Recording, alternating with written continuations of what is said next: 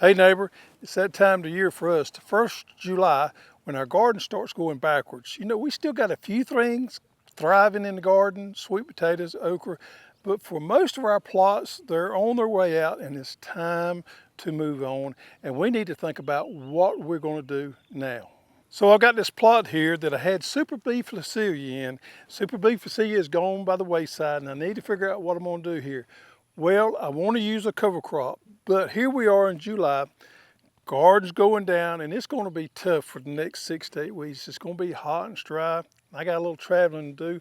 Probably not going to be able to spend as much time in the garden as I do in other times of the year, but I want a cover crop out here because I don't want to leave these spots bare. And several reasons for that. One reason is nutrient cycle. We want to keep these nutrients in cycle. We want to plant something so those nutrients come up to the top, go into that plant. We extinguish that crop and goes back into the soil, and we keep that cycle going so it's available to our next crop other than just leaving our soil bare. Another reason is erosion. We get one of those heavy rains here. We don't want our bare soil washing away, so we want something there, some root system there to hold our soil in place. And last but not least, pollinators. Oh, I'm a huge believer in these native pollinators now. So my bumblebee population is good. My native bee population is probably better than it's ever been. So I want to make sure I'm planting some out here so the pollinators have something to feed on during this hot period of the summer. So I got this plot and we've kind of tilled it up. Now we didn't get this extremely well prepared because we're just using a cover crop. We did till it up so that it's nice and soft. So now the question is which summer cover crop to use. So our options are black oil sunflower, and that's your standard sunflower, and it would work good because it is going to keep those nitrates recycled. It's really good about scavenging phosphorus and potassium and keeping them in the nutrient cycle, and it's good for the pollinators, and it makes a nice pretty bloom also. The downside of it is it makes a pretty good sized stalk, and it can be hard to extinguish with equipment such as a lawnmower or tiller. You really need a tractor or some kind of flail mower to extinguish it or get rid of it. That's really the only downside to it. And then we got sun hemp, which is one of my favorite ones. Sun hemp grows pretty tall. It's a legume, so it creates nitrogen in the soil. It's a soil builder, has a lot of organic matter to it. Man, the pollinators love it, but the cows and goats and that kind of thing absolutely love it. Last year I planted it in my big plot, had a brand new fence next to the neighbor. The cows pushed down a brand new fence trying to get to the sun hemp. Sun hemp is probably one of my favorite summertime cover crops. The downside of sun hemp is it's hard to get rid of. It makes a huge stalk, bigger than the sunflower does. And it's very hard to get rid of with that big stalk. Very fibrous system there. It takes a really good rotary mower with a tractor to get rid of it.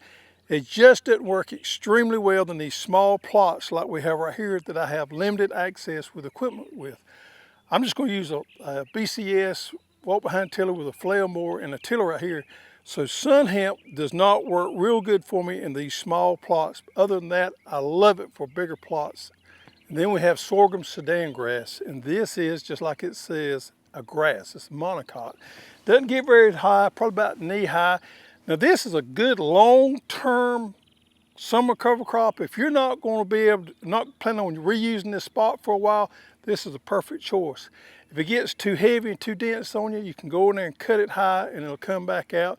So if you got a plot you're not planning on using for the next 6 months, and you want a good dense coverage, and you had something like tomatoes or peppers in the plot, sorghum Sudan grass is a perfect cover crop for those small plots in your backyard vegetable garden. Buckwheat, which is one of those unusual ones for most people, but buckwheat is a great one if you got a weed problem. If you're trying to suppress those weeds, buckwheat is probably the fastest growing summer crop that we carry. Grows fast, grows faster than pigweed, so it can actually shade out the pigweed, which I know is unheard of, but it is a good one. Another thing too, the bees love it. The fastest growing cover crop has a right nice bloom on there, but it is a shorter term cover crop. It's not going to last as long as some of the rest of them are, but it works great in situations where you want to feed the pollinators and you need a quick turnover. Iron clay peas is a cowpea, and it works wonderful as a cover crop. Now the reason I like to use this a lot of times, if I've got a plot that's got a problem with root knot nematodes do not like iron clay peas, so we can plant them in there and starve those nematodes out. Also, the foliage for these iron clay peas are great for grazing for you guys that like to graze your garden plots. If you've got livestock you need to feed, you can plant them iron clay peas out there. It works good as a cover crop and as a grazer. Super B Flacilla, that's what I had in this plot here. Now Super B Flacilla is probably one you've never heard of before.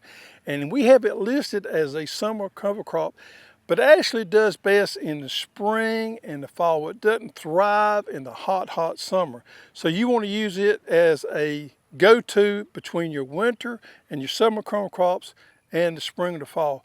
One of my favorites, I love it. I'm telling you, the bumblebees absolutely love this stuff. I had more pollinators in my garden this year, and I attribute a lot to that Super B Flacilla. It's also a good nutrient scavenger, and what I like best about it is it does fill those voids in the fall and the spring. But I'm not going to plant it back here this time because it's too hot, and I don't want to follow Super B Flacilla with Super B Flacilla. But it is one of my all-time favorites. Brown top millet is another nice summer cover crop. Now this one's going to be one of those that's going to last a little bit longer. So if you've got that plot and you need that cover crop to last for 3 or 4 months, this is a good one. It also makes good grazing, as I mentioned before, with the iron clay peas. It grows kind of slower than some of the rest of it. Pretty dense if you seed it in there. It's not the fastest growing one, but if you want a middle of the road good cover crop that's going to last you for a while, millet's going to work for you. Last but not least is red ripper peas, and this is one of them that you can use as a cover crop and also as a food source. We love those red ripper peas. We've been growing them for about 7-8 years. Dark red pea, it's absolutely delicious, and it's pretty prolific in how it produces those peas. So you can harvest those peas, eat them, and also you have it as a cover crop. Now the red ripper is what we classify as an indeterminate vine. That means that vine grows like crazy. So that's what makes it so good as a cover crop. You can plant it and then those vines just cover over there and smother those weeds out. You have a lot of vine there that you can work back into your soil from organic matter, and it's a legume as well, so you're going to attract that nitrogen in there. So it's a dual purpose one that we really like is red ripper pea. So the one we decided to use today on this plot here is going to be buckwheat. And the reason I like buckwheat for this application is I'm going to flip this plot here pretty quick, probably end of August, 1st September, so that gives me about 6 to 8 weeks, and I'm going to flip this baby back in and I'm going to use it to plant for my fall garden. And it's going to feed those pollinators. Those bees love buckwheat. I have a little bit of a pigweed problem here, so this is going to work good, shading out and suppressing that pigweed. This plot's about 1,200 square feet, and the seeding rate on this buckwheat is 1 to 2 pounds per 1,000. I always like to go a little bit on the heavy side on my seeding rate, so we're going to put about 2 pounds on this 1,200 square foot plot. Now, as far as how to put these seeds out, there's a couple different ways. We can broadcast them, or we can just take our hand and put them out. I've actually had this solo little spreader here for a number of years, and I like this thing because it puts it out more even than I can get it by hand. It's pretty easy to use. You just snap it on your shoulder and you just walk through there and twirl this little thing here, and it throws out our buckwheat seed. If you don't have that, you can simply just take your hand, go out there and just try to get it as even as possible and scatter your seeds out in your garden. Now you can plant these things in rows, but most time I broadcast them out. With seed depth, normally speaking, the smaller the seed, the less you want to cover it. Now these buckwheat seeds are fairly good size, and we're going to rake those in. If you got very, very small seeds, you can probably get by with rolling them in and pressing them in. But I always like to cover my seeds up a little bit. And the bigger the seed, the deeper you can cover it up. But we're going to water this in with a sprinkler. So I never cover mine more than 1/4 to 1/2 inch.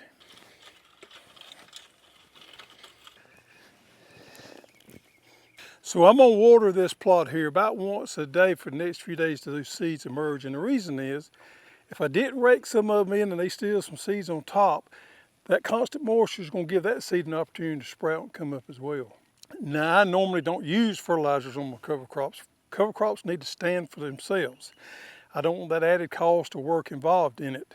Cover crops is a wonderful tool to use in your garden, but remember, each cover crop is good at certain things. So keep in mind as you choose a cover crop, what kind of equipment you have to work in your garden, to plant it, to get rid of it. Also, what do you want that cover crop to achieve? Biomass, organic matter for the soil, pollinators, nitrogen cycle scavengers, whatever it may be. There's certain cover crops that are better than others are at that. If you've used cover crops before, you know exactly what I'm talking about, how beneficial they are. If you have not, believe me, it's a game changer in the backyard vegetable garden.